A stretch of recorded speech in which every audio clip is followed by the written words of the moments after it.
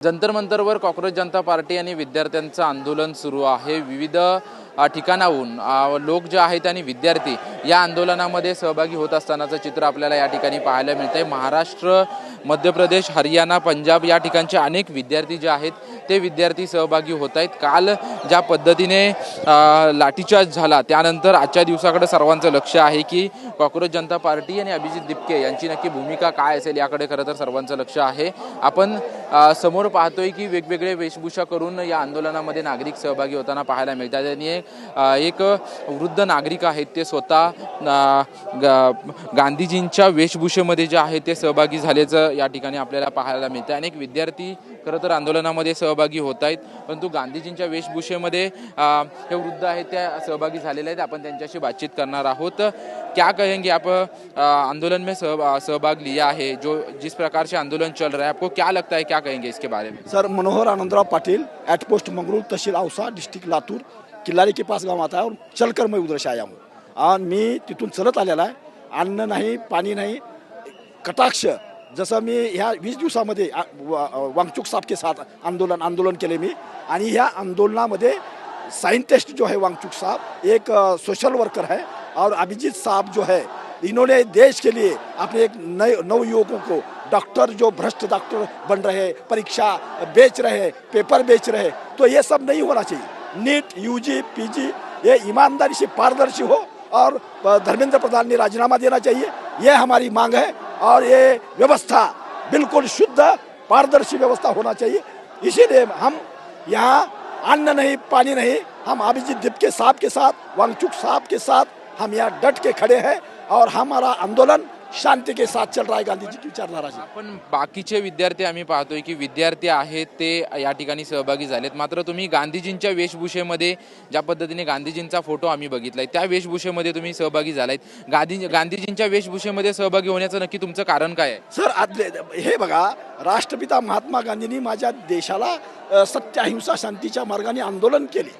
आंदोलन म्हणजे काय? तो आंदोलन एक असं आंदोलन होतं की संपूर्ण देश आज गोळा झाला होता आणि इंग्रज लोक कसलीही हत्या न होता, कसलंही मतलब हे न होता ते तिथून निघून गेले। ज्या प्रकारे इंग्रजांनी अन्याय अत्याचार केले, ह्या इंग्रजापेक्षा, गोऱ्या इंग्रजापेक्षा ह्या देशातले जे काळे इंग्रज आहेत हे भयंकर 10 पटीने ह्यांचा अन्याय अत्याचार आहे। सत्य, अहिंसा, शांतीचा मार्गच ह्या देशाला, ह्या जगाला कल्याण करू शकतो आणि यश ह्याच्यामध्येच आहे। लेकिन असं आहे, तुम्हाला सांगतो साहेब, वेळ लागल पण न्याय मिळणार। सफलता के लिए सही सोच, सत्य पराजित नहीं होता, परेशान होता है। गांधीजींची कायम शिकवण होती की शांततेच्या मार्गाने आंदोलन करावं। काल ज्या पद्धतीने परिस्थिती घडली त्या परिस्थितीवरती एकंदरीत तुमचं म्हणणं काय आहे? केंद्र सरकारनं, भारतीय केंद्र सरकारनं हे उकसाया है। इन्होंने एक हिंसा मतलब पुलिस को आदेश देके बच्चों को, जो स्टूडेंट है, बुजुर्गों को, बच्चों को इन्होंने पीट दिया, हड्डी टूटी और 2 बच्ची मरने वाली थी। उस बच्चों को मैं ऐसा मतलब भगदड़ में उनकी जान जानी थी, ऑक्सीजन नहीं मिल रहा, उनको पकड़ के मैं खंधे पे उठा के लाया। हमें भी मतलब ये झटापटी किया और हमारा भी अवस्था उन्होंने अश्रुधूर की नळकांडी छोडी। शेवटपर्यंत आंदोलनामध्ये सहभागी असणार आहात। धर्मेंद्र प्रधान राजीनामा देत नाहीये, तिथे कोण सरकारमधून कोणी या ठिकाणी भेट घ्यायला येत नाहीये आणि तुम्ही जोपर्यंत या ठिकाणी आंदोलन असेल तोपर्यंत तुम्ही या ठिकाणी थांबणार आहात का? जोपर्यंत आंदोलन, जोपर्यंत मागणी, माझ्या देशाची इश्यू जो आहे शिक्षणाचा, ही शिक्षण विभाग संपूर्ण व्यवस्था आम्हाला सुधारायची आणि मागणी मान्य करावं लागेल, त्यावेळेस इथून जाणार।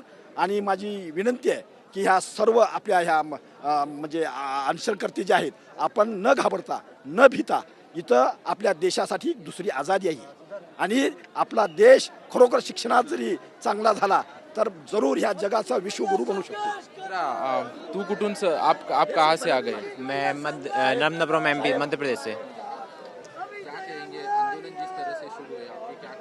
आंदोलन यही कहना है कि जवाबदेही तय करने के लिए आंदोलन शुरू हुआ था, वो तय होगी, हो रही है, जीत मिलेगी हमको। बाकी चल रहा है तानाशाही जो सरकार की है वो साफ दिख रही है। आंदोलन को आगे नहीं बढ़ने देते हैं, जाते हैं। अभी कल जा रहे थे दिल्ली, संसद जा रहे थे तो लाठीचार्ज किया, कई बार लाठीचार्ज किया, एक बार नहीं किया।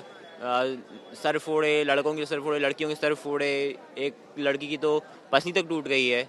तो वो अपनी तानाशाही जारी रखे हैं और हमारा आंदोलन जारी रखे हैं। जवाबदेही हम तय करके रहेंगे, जीत मिलेगी। नक्कीच आपण पाहतोय की वेगवेगळ्या वेशभूषांमध्ये हे आंदोलक जे आहेत या ठिकाणी सहभागी झालेले आहेत आणि जोपर्यंत धर्मेंद्र प्रधान यांचा राजीनामा होत नाही तोपर्यंत आम्ही या ठिकाणाहून जाणार नाही, अशा प्रकारच्या भावना ज्या आहेत त्या आंदोलकांनी व्यक्त केल्याचं आपल्याला पाहायला मिळतं। कॅमेरामॅन योगेश गुरव सह निवृत्ती बाबर, TV9 मराठी, दिल्ली।